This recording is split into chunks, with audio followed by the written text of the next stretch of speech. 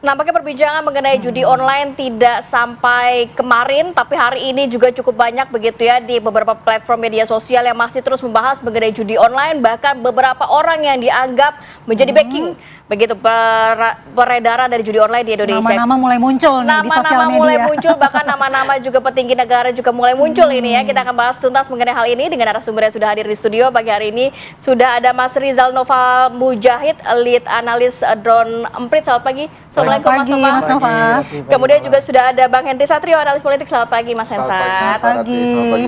Kemudian juga ada di sambungan Zoom Bapak M. Nasir Konga, Ketua Tim Humas PPATK. Selamat pagi Pak Nasir. Assalamualaikum. Waalaikumsalam warahmatullahi wabarakatuh. Selamat pagi Mbak Mala, Mbak Rati. Pagi. Sebelum kita mendalami kepada narasumber, kita lihat dulu bagaimana gambaran mengenai judi online yang ada di Indonesia. Kita hadirkan dulu, boleh mungkin para produser menghadirkan di layar kaca agar pemirsa juga bisa melihat sebenarnya sejauh mana nih judi seberapa online besar begitu ya adanya judi online di Indonesia. Bahkan kabarnya kalau dari menurut Pak Presiden ini merugikan negara sampai dengan 900 triliun rupiah. Ini transaksi dari 2023 sampai Maret 2024 sebesar 600 triliun rupiah. Sementara di Januari sampai Maret 2024 itu 100 triliun. Juni kita lihat rekening yang diblokir pemerintah yang aktif dalam judi online ini 5.364 rekening. Ini udah banyak yang diblokir, tapi masih saja ternyata juga selama Juli sampai dengan Juli 2023 sampai dengan Mei 2024 ada 1 juta, lebih dari 1.900.000 situs diblokir. Sudah diblokir masih aja. Nah, ini juga ada pemain yang teridentifikasi, yakni 32,2 juta orang yang ada di Indonesia. Dari 270 juta rakyat Indonesia, ternyata 32 jutanya main judi online. Nah, ini 3,2 juta pemain ini bermain di atas 100.000. Jadi ini cukup kecil sebenarnya ya, bisa dijangkau oleh masyarakat. Ya, karena kabarnya untuk judi online ini hanya membutuhkan uang 10.000. Gimana masyarakat akhirnya nggak tergiur begitu ya. Ini perceraian, ini mungkin dampak-dampak jangka panjangnya. Ada perceraian akibat judi online, kemudian kenaikannya tuh kurang lebih 142,59% dibandingkan tahun 2020.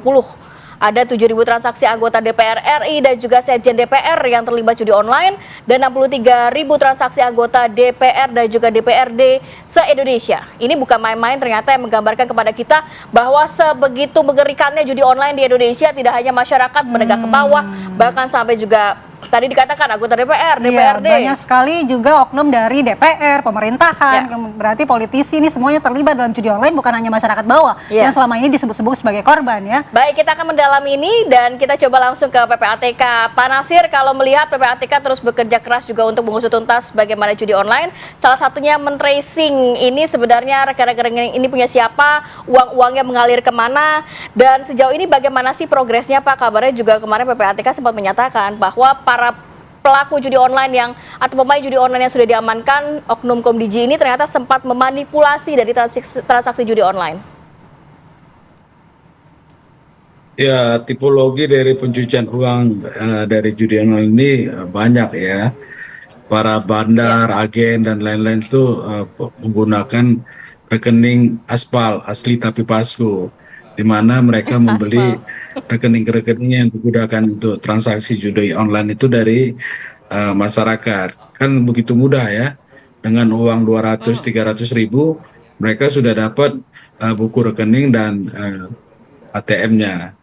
Nah, jadi ini ada profesi baru juga nih di tengah masyarakat yang menjualkan buku rekening ya, rekening bank kepada para bandar. Ini salah satu tipologi dari pencucian uang dari judi yang ada, begitu Mbak Mala dan Mbak Rati. Ya Pak Natsir, kemarin Pak Natsir juga membenarkan dan memvalidasi bahwa pernyataan Menteri Komdigi ada oknum pemerintahan dan politisi yang terlibat dalam judi online ini. Nah, bagaimana PPATK mengidentifikasi aliran atau keterlibatan dari oknum pemerintahan dan politisi di judi online ini, Pak? Adakah kriteria dan indikator yang dipakai oleh PPATK? Kalau semua lapisan masyarakat itu ada, Mbak Mala. ya, wartawan aja banyak, presenter juga ada. Semua lini masyarakat ada yang bermain judi online. Tapi dari sisi usia itu yang banyak kan antara usia 20 sampai 30. Dan anak-anak di bawah umur 11 tahun pun itu jumlahnya cukup signifikan juga gitu ya. Jadi hampir semua lini masyarakat itu eh, ibu-ibu rumah tangga itu yang saya tadi di awal agak prihatin ya bagaimana ibu rumah tangga yang keluarga itu berpenghasilan rendah tapi 70%-nya itu digunakan untuk bermain judi. Sehingga yang dikonsumsi tinggal berapa? 30% itu dapat apa gitu. Harusnya dia mampu membeli susu buat anak-anaknya, tapi karena dipakai judi online, akhirnya uang itu tidak bisa digunakan mencukupi gizi keluarga. Gitu Mbak Pak Mbak Nasir, Rati. sudah adakah mungkin update dari PPATK terkait rekening-rekening ini memang benar adanya mengalir ke arah politik begitu Pak? Atau terafiliasi dengan kementerian tertentu selain Komdiji dan lain sebagainya begitu yang didalami oleh PPATK? Ya, jadi hasil analisis yang kami lakukan, hasil pemeriksaan yang kami lakukan itu sudah disampaikan kepada teman-teman penyidik.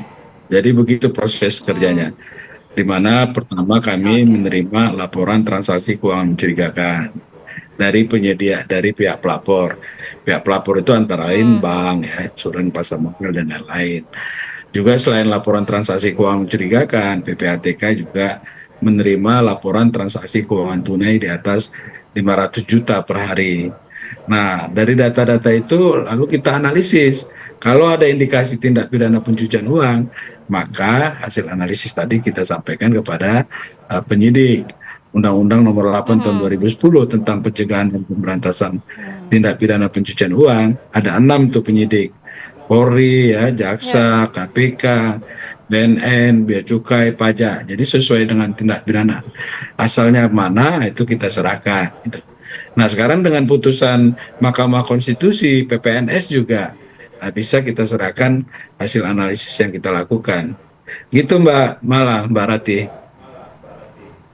Baik, Pak Natsir, berarti sudah ada rekomendasi spesifik yang diberikan oleh PPTK kepada aparat penegak hukum terkait dengan aliran dana judi online ini ya Pak. Kita akan tanya ke Mas Nova nantinya. Mas Nova, nih di sosial media juga sudah ramai untuk mendorong dan juga memaksa agar mantan Menteri Kominfo diperiksa terkait dengan apa yang sudah dianalisis oleh PPATK. Nah, bagaimana nanti kita akan tunggu jawaban Mas Nova, tapi kita harus jeda terlebih dahulu pemirsa. Kita akan lanjutkan perbincangan usai jeda, tetaplah di Apa Kabar Indonesia Pagi.